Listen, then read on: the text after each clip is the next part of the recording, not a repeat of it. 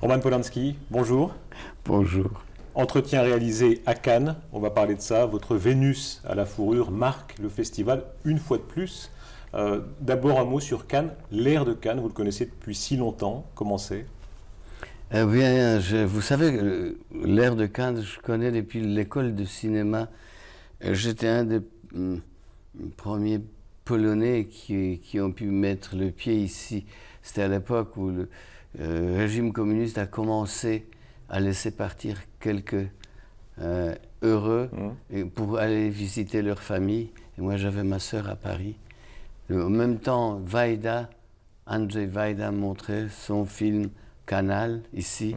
Et je me suis dit, il faut absolument que je passe au moins 24 heures ici. Il y a une magie de la région. Je crois que c'est Nietzsche qui disait qu'il était malheureux partout, sauf ici. Là, il s'est senti bien. C'est vrai. La lumière, l'ambiance de ce coin-là du monde. Mais je vais vous dire, il y en a qui se sentent mal ici. Hein? Surtout ceux qui étaient descendus par les critiques, par exemple. Vous voyez. Les critiques sont féroces? Les critiques sont de plus en plus féroces avec les semaines du festival qui passent. Cannes revient dans votre vie, jalonne votre vie. Il y a eu les événements de 1968. Vous avez été président en 91, 91. Il y a la Palme d'Or, évidemment. C'était 2002, le pianiste. Oui, c'est ça, 2002, oui, je crois. Les souvenirs les plus forts, qu'est-ce que c'est? La Palme d'Or, bien sûr. La Palme d'Or, c'est un grand souvenir. Vous savez, vous êtes assis là-bas, les prix sont distribués. Et le vote ne vient pas, et vous savez que vous en avez un, donc à la fin, ça peut être que ça. Et c'est bien, parce que c'est le dernier qui est donné. Comment vous prenez les si grands succès? Vous avez toujours l'air un peu détaché des choses, vous avez toujours, on va parler tout à l'heure de votre regard ironique ou moqueur parfois. Quand on reçoit la Palme... Quand on reçoit la Palme, quoi? Il se passe quoi? Qu'est-ce qui se passe? Mais bon, vous savez, ce qui est le plus difficile, c'est de dire quelques mots au public, là, parce qu'on est trop stressé. Là. Les acteurs sont nuls en général dans l'exercice. Ils sont brillants à l'écran, puis après, ils sont parce qu'à l'écran, ils ont le texte que quelqu'un leur a écrit. Ici, il faut que vous improvisez. Vous aurez 80 ans cet été, en août. Qu'est-ce que ça change? Mais ça change, ça donne un an de plus. En dehors de ça, je ne vois pas, ce sont des chiffres qui sont ronds chaque 10 ans. En fait, si on avait un autre système, ça aurait pu être différent, non? Vos admirateurs disent que vous faites un cinéma toujours plus épuré. Il y avait Carnage qui était déjà un huis clos, c'est le cas de nouveau ici avec un jeu d'acteurs extraordinaire.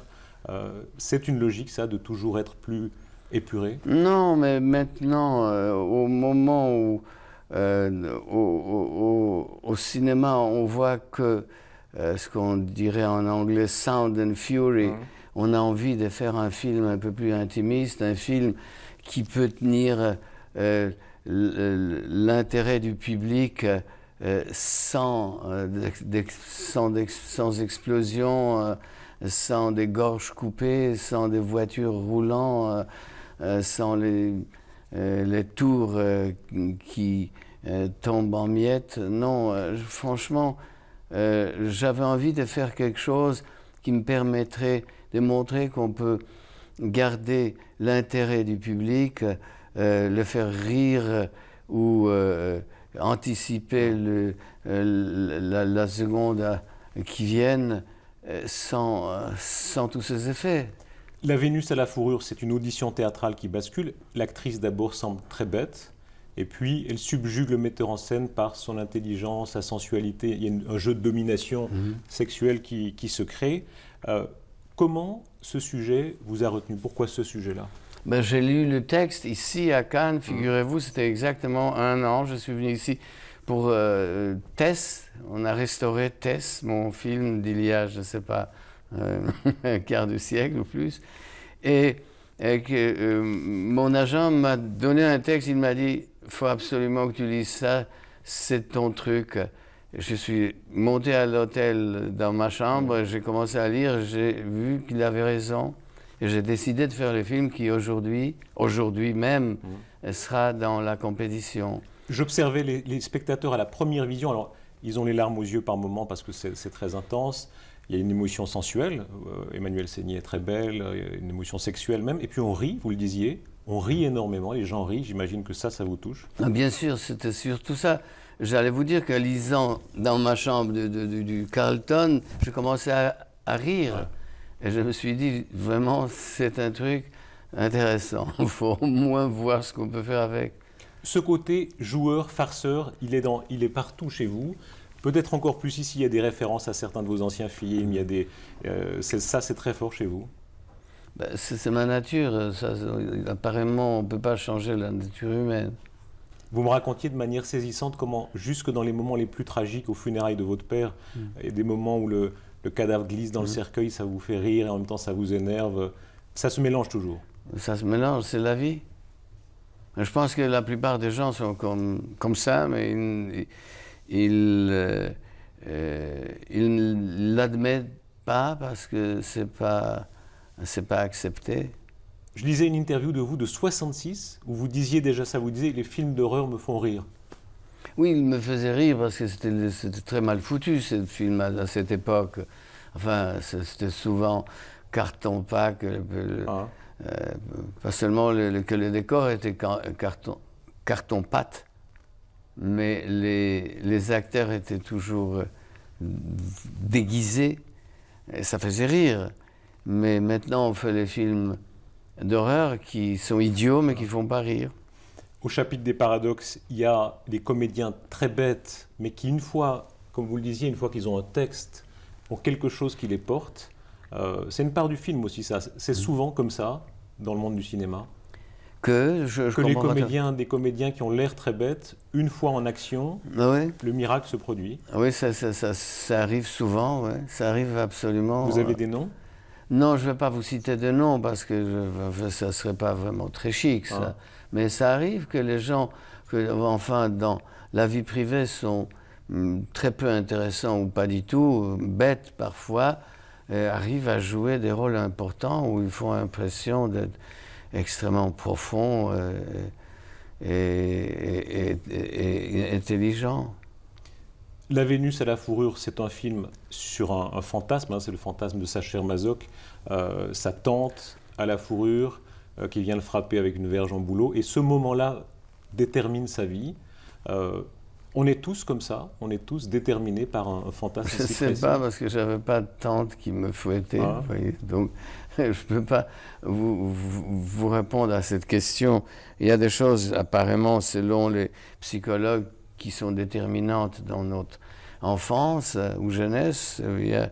Je suis d'accord à moitié avec ça, mais ce n'était pas vraiment le sujet du film.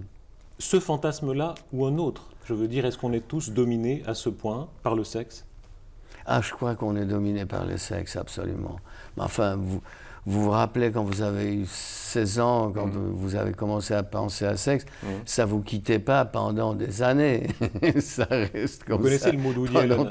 Le mot d'Woody Allen. Je ne connais pas la question, mais la réponse est le sexe. Mais oui, mais c'est ça, c'est vrai. Et je soupçonne que c'est à peu près la même chose chez les femmes. Mais en tout cas, les relations entre les hommes sont gouvernées par ça. Entre les hommes, je veux dire, entre les humains. L'âge, alors Mathieu Amalric est un acteur extraordinaire, Emmanuelle Seigner est somptueuse, mais ce ne sont plus des jeunes premiers, jeunes premières, ce sont des gens épanouis. Oui. Vous avez travaillé avec ça ? Le personnage me semblait le plus près de ce que j'imaginais en lisant le texte. Et je pensais que vraiment c'est quelque chose, d'abord pour Emmanuel, ensuite pour Amalric. On peut vraiment s'imaginer que c'est un metteur en scène genre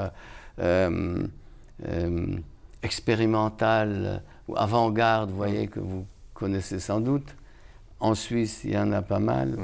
Vous savez, les théâtres subventionnés ou les théâtres vraiment qui ne demandent pas trop d'efforts financiers, mais qui est assez prétentieux. Et je le voyais parfaitement dans ça. Je trouve que c'est un acteur extraordinaire, vraiment.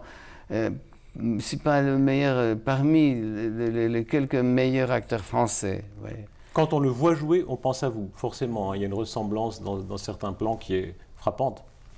Ben, physiquement, il y a une certaine ressemblance. Moi, je l'ai connu il y a assez longtemps je l'ai connu il y a quand Steven Spielberg tournait le film à Paris, Munich. Et c'est Steven qui me l'a présenté en me disant tu connais pas ce gars, c'est un formidable acteur. Et la première chose que Mathieu m'a dit, je suis bien content de vous rencontrer parce qu'on me prend souvent pour vous. Moi, c'était il y a assez longtemps. Je pense que la ressemblance s'est effacée avec l'âge, avec mon âge, pas le sien. La question de la femme, elle est très présente dans le film, hein, machisme ou pas. Mais oui, mais c'est une critique du machisme, non? C'est plutôt une critique du sexisme, mais une critique ouverte, joyeuse, cynique. Donc c'est une espèce de satire même dans un sens, vous ne trouvez pas? Oui. Oui, oui. Entre les femmes, c'était ça qui m'a tué dans entre les femmes et les hommes, qui domine? Mais là, c'est définitivement la femme qui domine dans ce film. En général, même si ouvertement elle ne domine pas, je dirais toujours chercher la femme. Et ça dans la vie aussi? Dans la vie surtout. La scène finale est terrible. Vous avez une force dans les scènes finales qui, alors, dans Ghostwriter, c'est quand le héros meurt au champ, dans le bal des vampires. Chaque scène finale chez vous est un moment. Et là, il y a une danse de bacchante qui est à la fois très drôle et presque terrifiante. Il y a un élan vital de la femme qui fait un peu peur. Mais quelle est la question? C'est ça. Elle vous fait peur? Cet élan vital de la femme vous fait peur? Parfois, ça peut faire peur, bien sûr. Oui, ça peut faire peur, mais quand même, il y a tout ce qui nous fait peur aujourd'hui, principalement, ne vient pas des femmes, mais de l'homme plutôt. Pourquoi? Parce que les événements, les choses qui se passent de nos jours, l'horreur, elle est faite physiquement par l'homme et non par les femmes, rarement par les femmes. Enfin, le rapport est évident.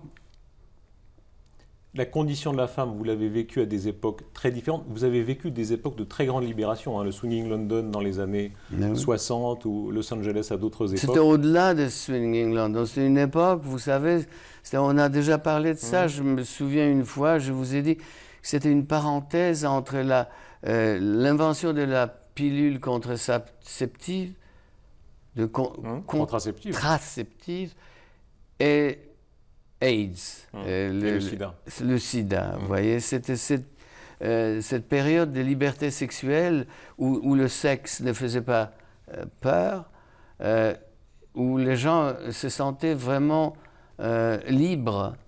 C'est évident, chaque personne qui dit le contraire est un hypocrite, vous voyez.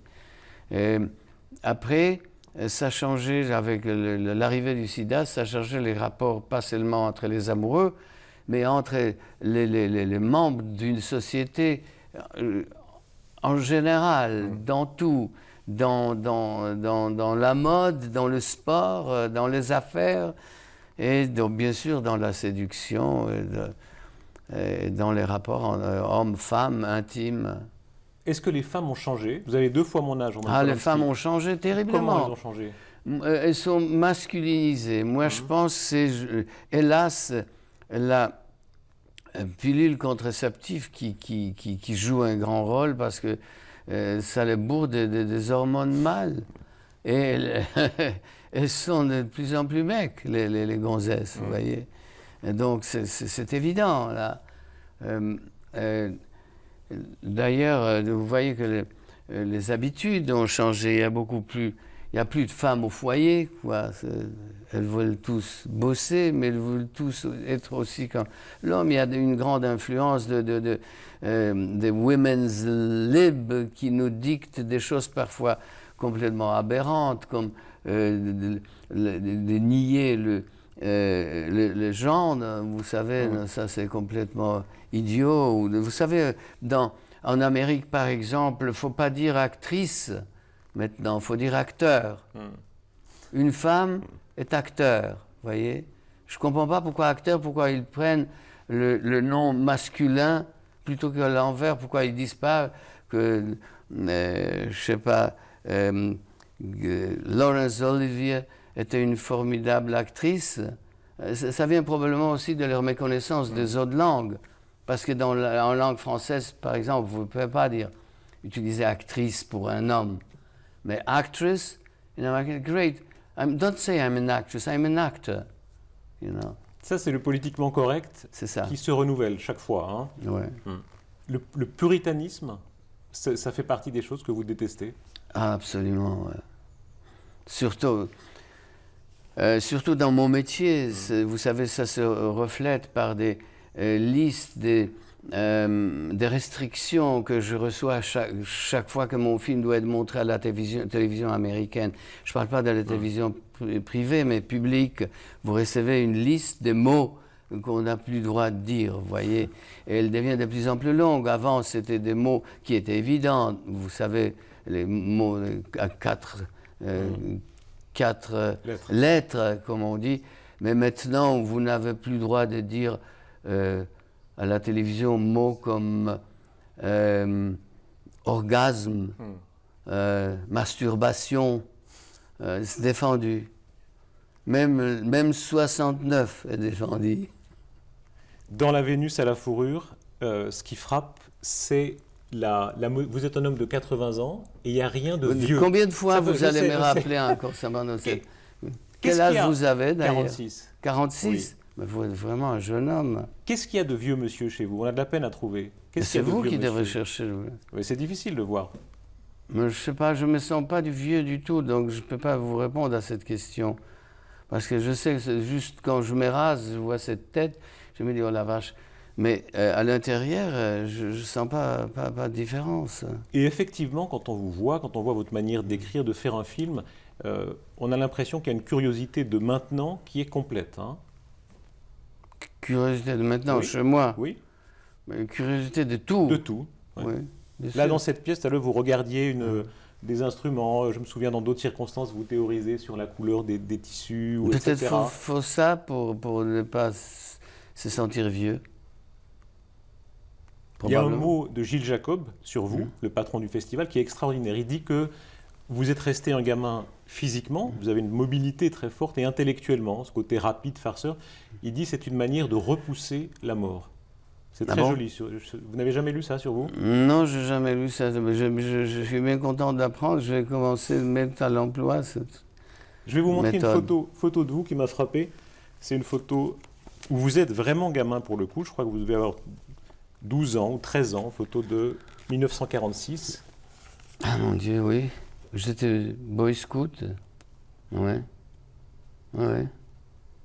Vous êtes comment à cet âge-là? Comment j'étais? J'étais, vous savez, d'abord j'étais l'enfant de la guerre, comme vous le savez. C'était juste après la guerre.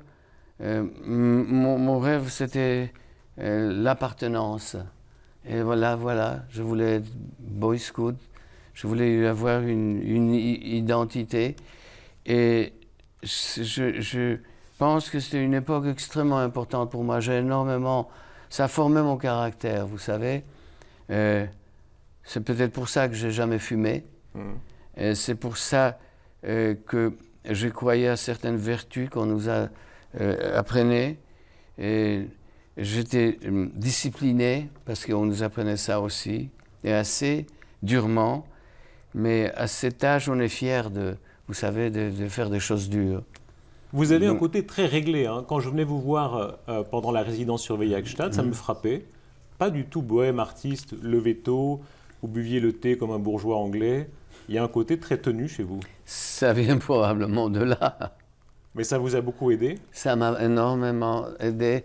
Et j'ai de meilleurs souvenirs de ce moment-là. Vous savez, passer dans un camp de scouts à la Pologne qui était encore à moitié détruite, loin du monde, dans la nature complète, sur un lac où on nous faisait garder le camp pendant 1 heure dans la nuit. On faisait la sentinelle, vous savez, tout ça, c'était très important pour moi. Ouais. Dans La Vénus à la fourrure, il y a des très beaux moments où Mathieu Amalric, Thomas, hésite entre le vertige du fantasme et la vie bourgeoise, réglée, la Marie-Cécile qui l'attend. Oui. Il y a toujours ces deux tentations-là. Non, je n'ai pas ce genre de problème, je sais où aller. Roman Polanski, les figures de femmes dans votre carrière, vous avez eu les plus belles femmes du monde dans vos bras, à la ville, à la Seine, Sharon Tate, beaucoup d'histoires tragiques, celle de votre mère disparue à Auschwitz, celle de Sharon Tate. Comment on survit à ça? Vous savez, j'ai déjà survécu à la guerre, au ghetto de Cracovie, donc je suis dur. Je suis assez dur pour qu'on fasse des clous avec moi. Vous êtes dur, vous dites? Je suis dur à l'intérieur quand même. Enfin, je peux supporter des choses que certains de mes amis très proches, je suis sûr, n'auraient pas pu supporter. Est-ce que c'est vrai que vous n'avez peu de trac? Je lisais ça dans les très vieilles interviews de vous, vous disiez... J'ai jamais eu de trac. Vous savez que ni comme acteur.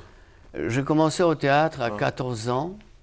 J'avais la chance d'avoir le rôle principal dans une pièce soviétique et beaucoup de succès. D'ailleurs, la nostalgie du théâtre chez moi est très forte. C'est pour ça que je fais de temps en temps la mise en scène au théâtre ou à l'opéra ou au musical.